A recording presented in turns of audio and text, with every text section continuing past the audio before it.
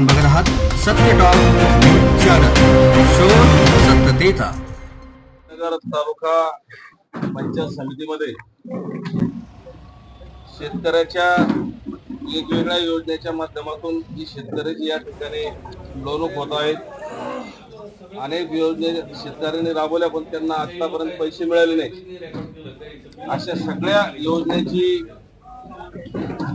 माहिती घेण्यासाठी फुलंब्री मतदारसंघाचे विद्यमान आमदार सन्माननीय बागडे साहेब यांनी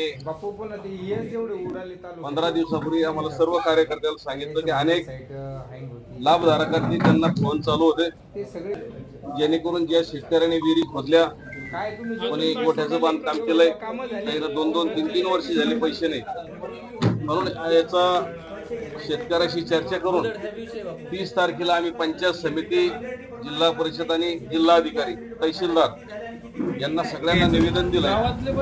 निवेदन दिल्यानंतर या ठिकाणी आज व्हिडिओ साहेब, गट विकास अधिकारी व्हिडिओ मॅडम यांची वेळ घेऊन भेट घेण्याला आम्ही सर्व शेतकरी, सर्व प्रतिनिधी या ठिकाणी आलो असता अचानकपणे जाणीवपूर्वक व्हिडिओ मॅडम यांनी आज रजा टाकून या ठिकाणी निघून गेल्या। खरं तर हे जनतेचे सेवक आहे, जनतेची सेवा करायची यांचं काम आहे।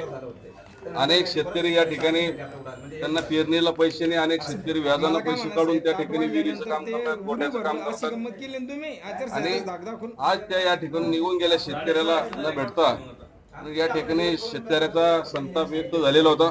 परंतु आपले सहाय्यक गट विकास अधिकारी साळुंखे साहेब या ठिकाणी आले आणि ते बोलले या ठिकाणी शेतकऱ्याच्या जे प्रश्न आहे यावर आताच माझं भोकरे साहेब डेप्युटी शिओ यांच्याशी बोलणं झालं। त्यांनी सांगितलं की आपण या सगळ्या शेतकऱ्याच्या प्रश्नावर 13 तारखेला 11 वाजता पंचायत समिती संभाजीनगर या ठिकाणी जनसुनावणी ठेवण्यात आलेली आहे। म्हणून मी सगळं शेतकऱ्याला या ठिकाणी आवाहन केलं की आपली माहिती त्या सुनावणीच्या दिवशी शेतकऱ्यांनी घेऊन यायचे।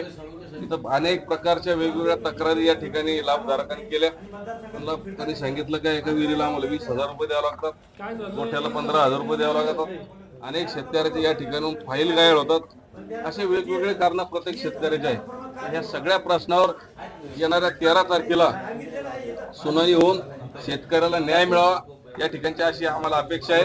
तसेच जवळपास 17 कोटी रुपये सरकारकडे शेतकऱ्याचे थकलेले आहे। रोजगार हमी कायद्यामध्ये 15 दिवसात शेतकऱ्याला कामाचा मोबदला मिळाला पाहिजे, ते होताना या ठिकाणी दिसत नाही। म्हणून आता 3-3 महिने झाले तरी शेतकऱ्याला पेमेंट नाही। या सगळ्या प्रश्नाचा या ठिकाणी आज सहाय्यक गट विकास अधिकारी यांच्याकडे कारण मांडलेलं आहे।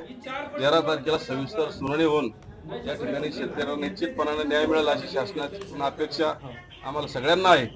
आणि शासनालाही कळकळीची विनंती आहे की असं येणाऱ्या काळामध्ये येत्या सुनावणी झाल्यानंतर लगेच शेतकऱ्याला पेमेंट खात्यावर अदा करावं, त्याचं पेमेंट काम केलेल्या कामाचे पैसे शेतकऱ्याला द्यावे अशी विनंती आहे।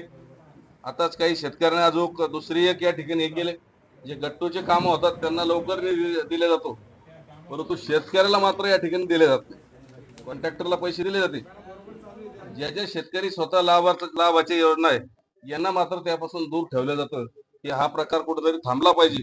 म्हणून या दृष्टिकोनातून त्या ठिकाणी आमच्या सोबत आलेले जिल्ह्याचे उपाध्यक्ष सन्माननीय रामबाबा शेळके, युवा मोर्चाचे भाजपचे अध्यक्ष शेखरजी दांडगे, बंडूभाऊ घोरपडे, पूनमभाऊ चव्हाण, अनेक सर्व पदाधिकारी या ठिकाणी उपस्थित आहे, अनेक गावाचे सरपंच आहेत। म्हणून या ठिकाणी आम्ही शेवटची या ठिकाणी आता वॉर्निंग देणार आहे। सुनावणी झाल्यानंतर नाही जर पैसे मिळाले या पंचायत समितीला शेतकऱ्याचे पैसे मिळेपर्यंत आम्ही बेमुदत उपोषण करणार आहोत।